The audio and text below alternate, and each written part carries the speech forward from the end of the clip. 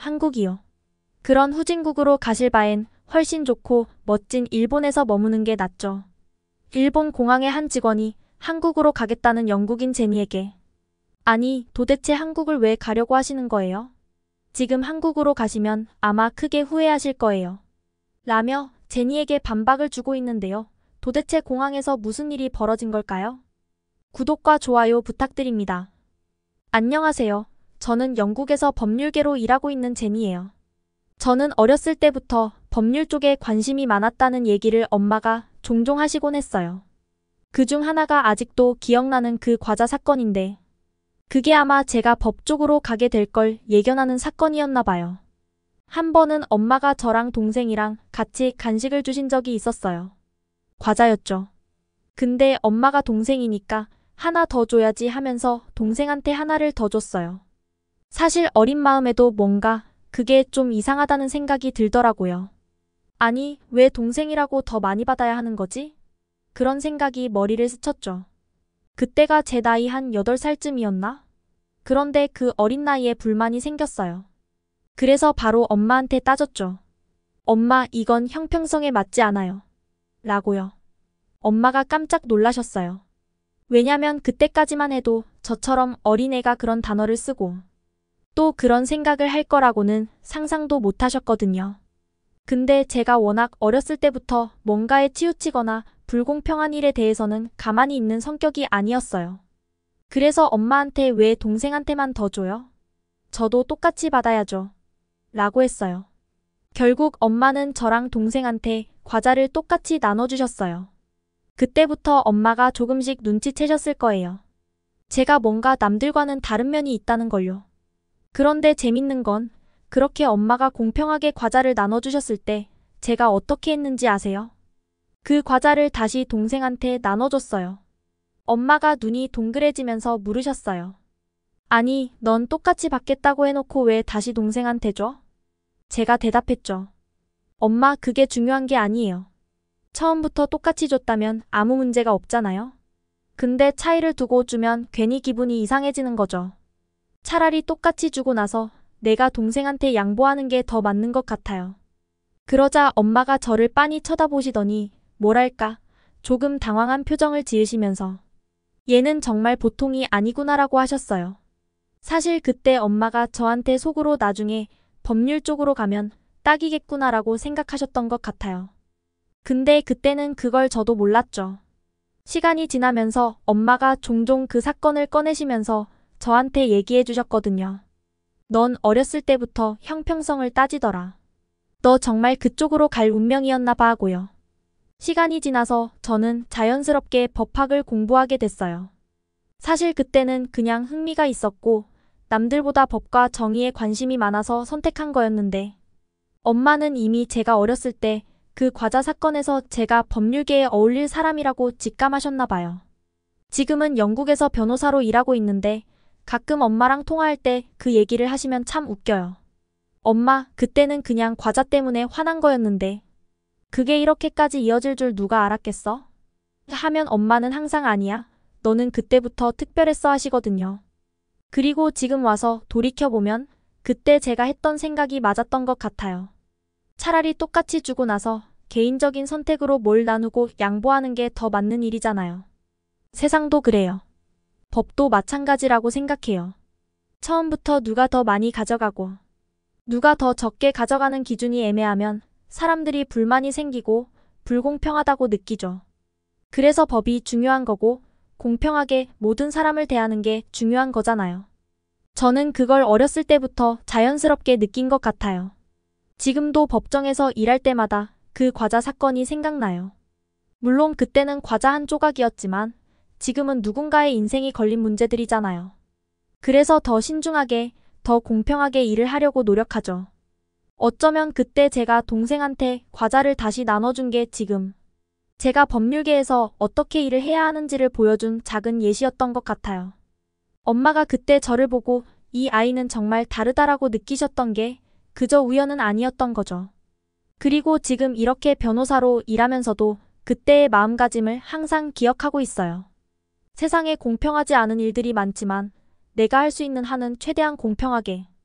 그리고 모든 사람을 존중하면서 살아가려고 해요. 지금도 가끔 동생이랑 그 얘기를 하면서 웃곤 해요. 너 그때 내가 너한테 과자 더 주는 거 가지고 그렇게 따졌던 거 기억나? 하면 동생은 그때 너 진짜 웃겼어. 근데 나한테 과자 더 줘서 고마워하면서요. 그런 순간들을 떠올리면 참 어릴 때의 제가 지금의 저를 만든 게 아닌가 싶은 생각이 들더라고요. 영국에서 법률계 일을 하다 보면 아시아계 고객들이 꽤 많아요. 특히 사업하는 사람들하고 주로 일을 하다 보니까 그런 경향이 있는 것 같은데요. 이번에도 일본 고객과 함께 일을 진행하게 됐는데 이 고객이 직접 만나서 얘기를 하길 원하더라고요. 그래서 결국 일본으로 가게 된 거죠. 처음엔 그렇게 큰 일은 아닐 거라고 생각했어요. 일본이니까 가깝기도 하고 일도 빨리 처리하고 오면 되겠지라는 마음으로 공항에 갔어요. 근데 이게 웬걸 예상치 못한 일이 벌어지더라고요. 비행기 출발 1시간 반 정도 전에 갑자기 방송이 나오는 거예요. 기체에 결함이 있어서 이륙이 1시간 정도 연착될 예정입니다. 그럴 수 있죠. 사람이든 기계든 가끔 고장이 날 수도 있는 거니까요. 그래서 1시간 정도는 그냥 얘기하면서 기다리면 되겠구나 싶었어요. 마침 거래처랑 같이 일 얘기도 해야 했으니까 공항 라운지에 앉아서 이것저것 논의하면서 기다리고 있었죠. 그런데 1시간이 지나도 아무런 방송도 없고 이륙할 기미도 보이지 않는 거예요. 슬슬 뭔가 이상하다는 생각이 들었어요. 원래 연착되면 중간중간 상황을 알려주잖아요. 근데 아무 소식이 없으니까 이게 뭔가 싶어서 직원한테 물어봤죠. 그랬더니 그 직원이 좀 어색하게 웃으면서 사실은 비행기가 오늘 안에 뜰 수가 없을 것 같다라는 거예요. 아니, 그 말을 듣는데 진짜 어이가 없더라고요. 비행기 출발하기 1시간 반 전에 기체 결함을 발견한 것도 참 황당한데 이제 와서 오늘 비행기 자체가 못 뜬다고 하다니요? 어쩔 수 없으니까 그럼 다른 비행기로 옮겨야 하나? 라는 생각이 들었죠. 근데 더 기막힌 건 여기서부터예요. 일본 항공사 측에서 뭐라고 하냐면 이번 비행기 값은 환불 정책에 해당되지 않는다는 거예요. 즉 환불도 안 해준다는 거죠. 아니, 이게 말이 돼요? 기체 결함 때문에 못 뜨는 건 항공사 잘못인데 그걸 소비자가 왜 책임져야 하냐고요. 저는 사실 비행기표를 거래처에서 준비해줘서 제 돈이 들어간 건 아니었어요. 그러니까 개인적으로는 큰 타격은 없었죠. 하지만 거래처 입장에서 생각해보면 이건 정말 심각한 문제였어요. 중요한 비즈니스 미팅을 위해서 비행기를 탔는데 그게 연기되고 결국 날아가 버린 거잖아요. 저도 법률계에 몸을 담고 있다 보니 이게 그냥 넘어갈 일은 아니라고 생각했어요. 그래서 바로 조사에 들어갔죠. 당연히 일본 항공사 측의 명백한 잘못이더라고요. 이건 환불을 해주지 않으면 안 되는 상황인데 그들은 무슨 이유에서인지 본인들의 잘못이 아니라는 식으로 주장을 하더라고요. 일본 항공사 쪽에서는 항상 이런 식으로 자기네 잘못을 인정하지 않으려는 태도가 있다고는 들었어요. 근데 이건 너무하잖아요. 그런데 문제는 여기서 끝이 아니었어요. 법적으로 따져보면 일본 항공사 쪽이 질 가능성이 크긴 한데 문제는 시간이 엄청나게 걸릴 거라는 거예요. 일본의 법적 절차는 꽤 느리기도 하고 일본은 또 자기네 잘못을 시인하는 걸 꺼리는 나라로 유명하잖아요. 이게 오래 걸릴 게 뻔하다는 걸 알고 나니까 거래처가 더 난처해졌죠. 이미 시간은 지났고 중요한 비즈니스 일정은 계속 밀려가고 있었으니까요. 그래도 다행히 거래처 측에서 재빠르게 대응을 했어요. 다른 항공사를 알아보고 바로 다음날 출발할 수 있는 비행기를 예약해줬어요. 그 덕분에 우리는 하루 늦게 일본에 도착할 수 있었죠. 하지만 그 하루가 얼마나 중요한지 아세요? 비즈니스는 시간 싸움이잖아요. 그 하루 때문에 어떤 일이 생길지 모르는 거죠. 고객과의 신뢰, 거래 성사 여부, 모든 게 엇갈릴 수 있는 순간이니까요. 결국 일본에 도착하긴 했지만 그 항공사 문제 때문에 저는 참 씁쓸했어요.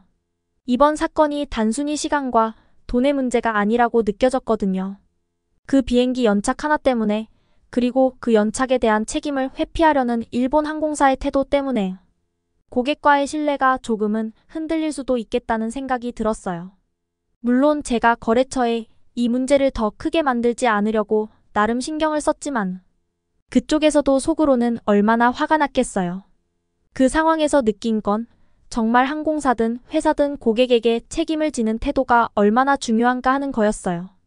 비즈니스는 결국 사람과 사람 사이의 신뢰잖아요. 그걸 깨트리는 순간 아무리 큰 회사라도 고객을 잃을 수밖에 없는 거고요. 그 이후로 저는 일본 항공사에 대한 신뢰가 크게 떨어졌어요. 모든 항공사가 그런 건 아니겠지만 이런 경험을 한번 겪고 나니까 다른 항공사를 선택할 때 신중해질 수밖에 없더라고요. 그리고 또 한 가지 느낀 건 법률적으로 완벽하게 맞다고 해도 현실에서 그걸 해결하는 데는 시간이 많이 걸린다는 거예요.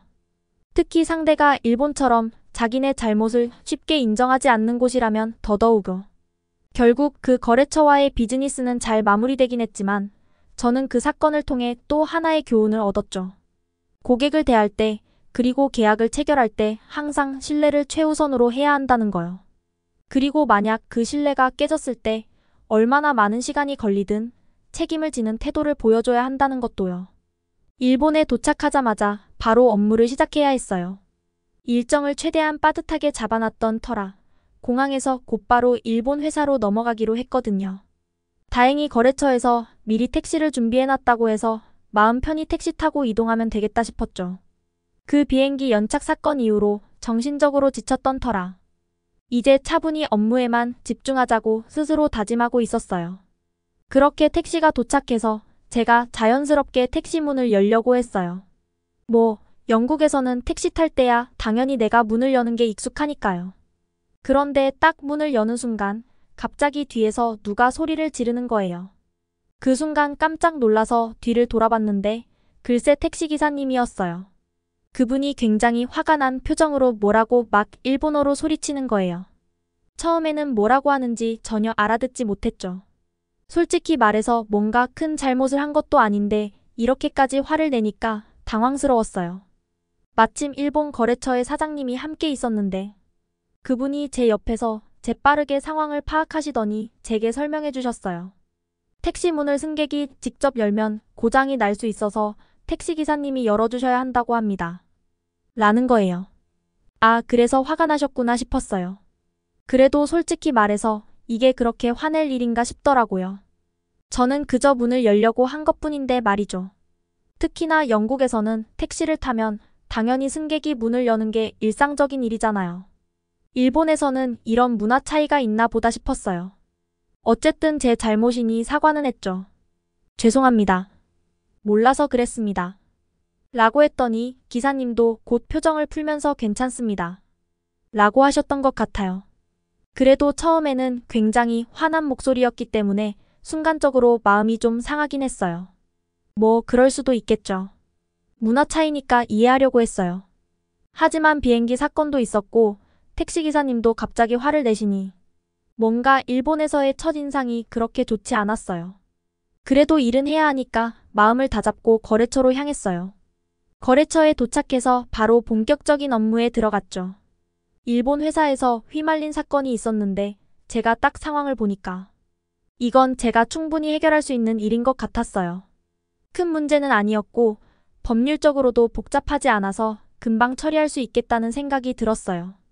그래서 일을 빨리 끝내고 나면 여유 시간이 좀 생기겠구나 하고 기대했죠. 그리고 실제로 업무는 예상보다 훨씬 빨리 끝났어요. 사실 출장이라고 해도 일이 길어지면 피곤하잖아요. 그런데 이번 일은 생각보다 간단해서 금방 처리할 수 있었던 거죠. 그래서 여유 시간이 생겼는데 원래라면 그 시간을 이용해서 일본에서 좀 돌아다니고 맛있는 것도 먹고 관광도 하고 싶었어요. 처음에 일본에 오기 전에는 그런 기대도 있었거든요. 아, 일본에 가면 일이 끝난 후에 온천도 가고 맛있는 일본 요리도 먹고 쇼핑도 하고 이런 생각을 했었죠. 하지만 비행기 연착 사건과 택시기사님과의 그 작은 마찰 때문에 왠지 일본에서 더 시간을 보내고 싶은 마음이 싹 사라졌어요. 일본 항공사도 그렇고 택시기사님도 그렇고 뭔가 첫인상이 좋지 않으니까 더 이상 여기서 시간을 보내는 게 마음이 내키지 않더라고요. 그래서 결정을 내렸어요. 그냥 영국으로 바로 돌아가자.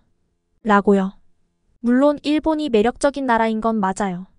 관광 명소도 많고 음식도 훌륭하죠. 하지만 이 짧은 출장 동안 연이은 실망스러운 경험들이 계속 겹치다 보니 차라리 빨리 집으로 돌아가는 게 나을 것 같다는 생각이 들었어요. 특히 일본 항공사와의 문제는 아직도 마음 한편에 남아 있었어요. 환불도 안 해주고 연착에 대한 책임도 회피하는 그들의 태도에 실망한 게 꽤 컸거든요. 그리고 그에 이어서 택시기사님과의 작은 마찰까지 생기니 일본에서 더 머물러서 좋은 기억을 만들기보다는 그냥 익숙한 영국으로 돌아가서 마음 편하게 있는 게 낫겠다 싶었어요. 그래서 거래처에 이야기를 했죠. 일은 다 끝났으니 저는 오늘 바로 영국으로 돌아가려고 합니다. 그랬더니 거래처 측에서도 이해해 주시더라고요. 워낙 일정이 빠듯했던 것도 있었고 저도 연속된 사건들 때문에 피곤해 보였나 봐요. 그렇게 거래처에 얘기했더니 다행히 바로 비행기표를 구해주셨어요. 근데 딱 표를 받는 순간 불길한 예감이 들었죠. 또 일본 항공사였거든요. 에이 설마 이번에는 별일 있겠어? 하며 긍정적으로 생각하려 했지만 아니나 다를까 출발 직전에 또다시 연착이라는 소식이 들려왔어요. 아니 이게 무슨 악몽도 아니고 또 기체 결함이라는 거예요. 그리고 이번엔 기체에 문제가 너무 많아서 오늘은 비행기가 아예 뜰 수 없다는 거예요. 그 말을 듣는데 정말 한숨이 절로 나왔어요. 이게 말이 돼? 라는 생각이 머리를 스쳤죠. 더 웃긴 건 이미 나는 오늘 출발할 거라고 생각하고 있던 상태라 숙소 예약도 다 취소해버렸다는 거예요. 당장 어디서 잘지도 모르는 상황에 놓인 거죠. 그래서 항공사 직원에게 따졌어요. 이런 상황이면 당연히 호텔을 잡아줘야 하는 거 아니냐? 고요. 근데 항공사 측에서는 황당한 답변을 하더라고요. 이건 금방 처리될 수 있는 일이라 호텔을 제공해줄 수 없다는 거예요. 제가 그 말을 듣고 진짜로 화가 나서 나 법률계에 있는 사람인데 너네 이거 호텔 제공해줘야 해. 라고 했죠. 하지만 그게 통할 리가 없었어요. 일본에서 정해진 규정대로라면 이런 경우엔 호텔을 제공할 필요가 없다는 겁니다. 정말 답답했어요.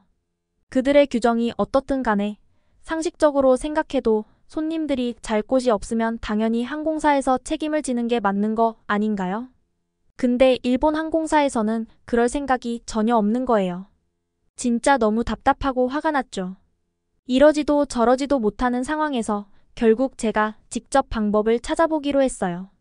일본에서 바로 영국으로 가는 건 이미 불가능한 상황이었으니 대체할 방법을 생각해봤죠. 그러다 문득 한국을 거쳐가면 어떨까 하는 생각이 들었어요. 한국에서 영국으로 가는 비행기는 꽤 자주 있으니까요. 한국으로 가는 비행기를 타고 거기서 한국 항공사로 갈아타면 반나절 정도 손해는 보겠지만 그래도 영국으로 갈 수는 있겠다는 계산이 섰죠. 그래서 그렇게 계획을 세우고 바로 한국행 비행기를 예약했어요.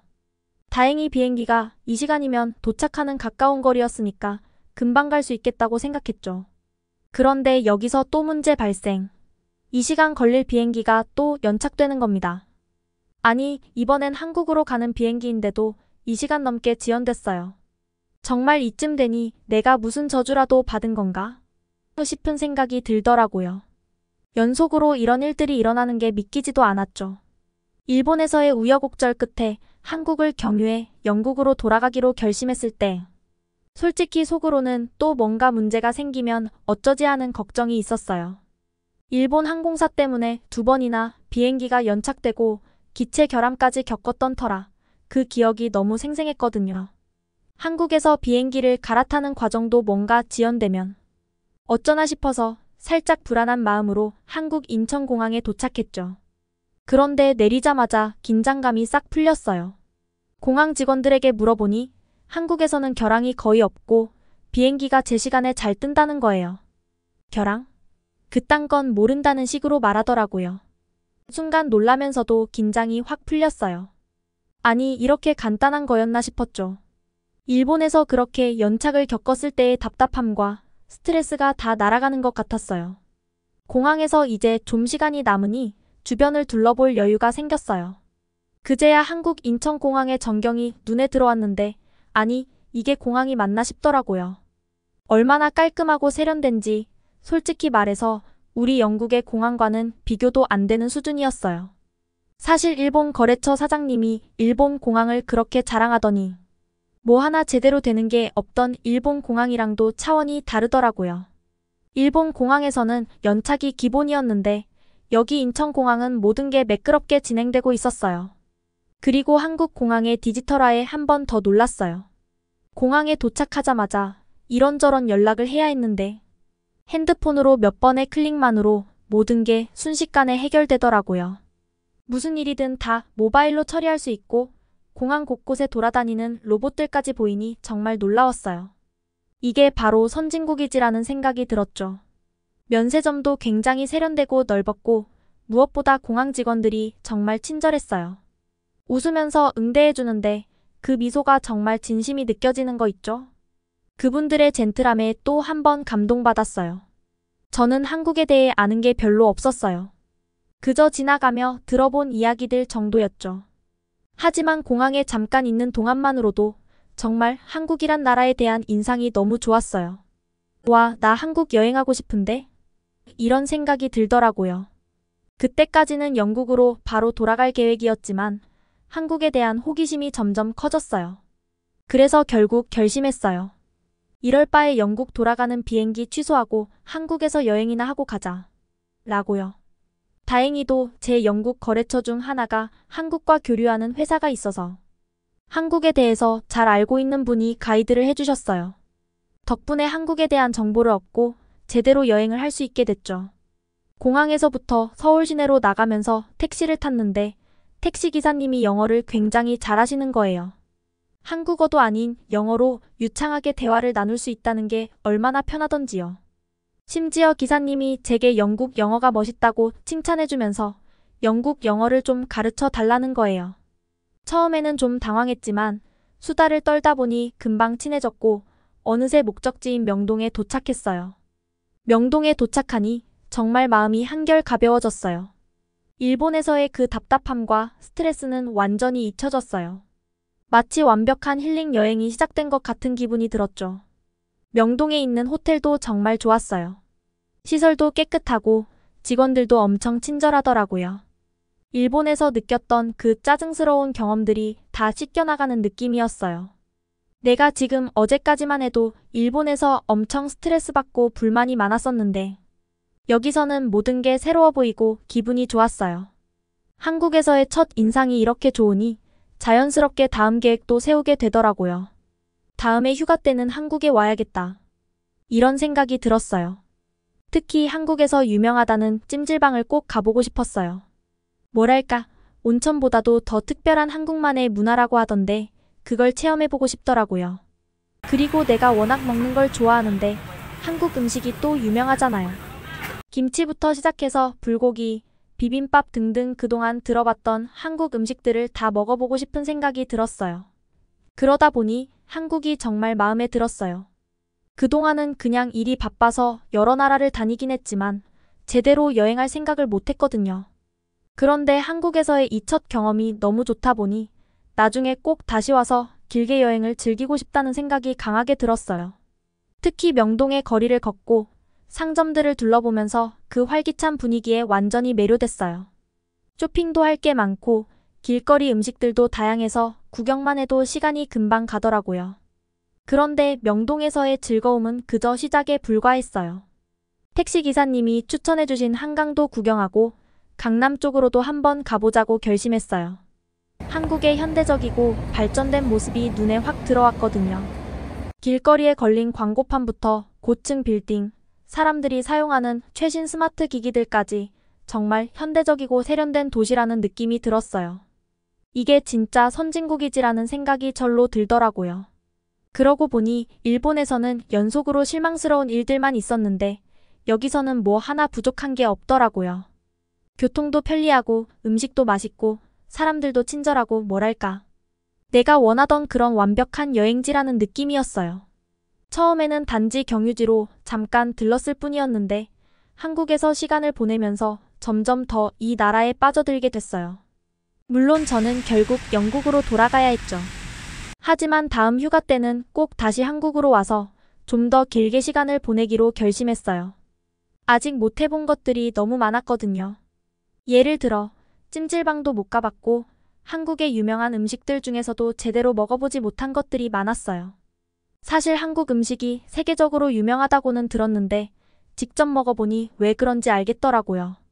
다음번에 오면 그때는 진짜 제대로 먹고 제대로 체험해보고 가야겠다고 마음먹었어요. 한국은 정말 매력적인 나라였어요. 특히 일본에서 그렇게 고생한 후에 한국으로 넘어와서 그런지 더더욱 그 매력이 크게 느껴졌죠. 다음번엔 좀 더 여유롭게 여행 일정을 짜서 찜질방도 가보고 남산이나 경복궁 같은 전통적인 명소도 둘러보고 싶어요. 그리고 음식도 다양하게 먹어보고 한국의 길거리 음식도 제대로 즐겨보고 싶어요. 결국 이렇게 한국에서의 짧은 여행이 저에게는 큰 힐링이 되었어요. 영국에 돌아갈 때는 마음이 한결가벼워졌고 다음 휴가 때 다시 한국을 찾겠다는 계획도 세웠으니 더할 나위 없이 좋았죠. 이게 바로 여행의 묘미 아닐까요? 힘든 일 끝에 찾아온 뜻밖의 즐거움이랄까요? 정말 한국 최고!